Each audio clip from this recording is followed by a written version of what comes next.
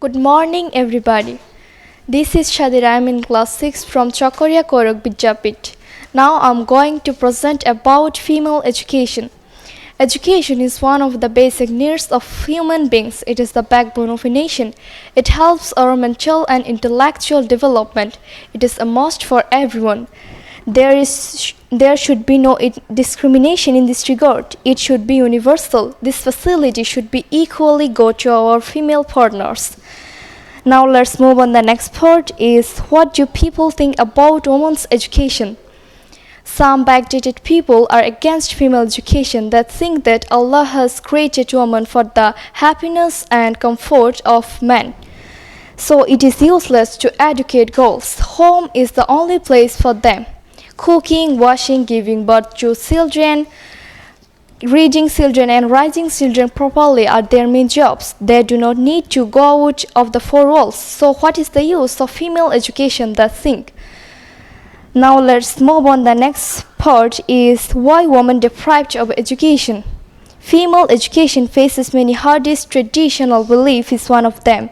Barriers to girls' education like poverty, child marriage, and gender-based violence vary among countries and communities. Poor families often favor boys when investing in education. In some places, schools do not meet the safety, hygiene, or sanitation needs of girls. Religious belief is another hurdle on the way to female education. Some religious communities believe that it is a great sin to let women go out. So girls of this education deprived of education.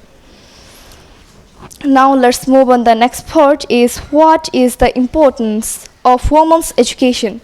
The importance of women's education is great. We know that home is the best school in the world and a mother is the best teacher of the school. Once Napoleon said, "Give me an educated mother, I shall promise you the birth of a civilized nation."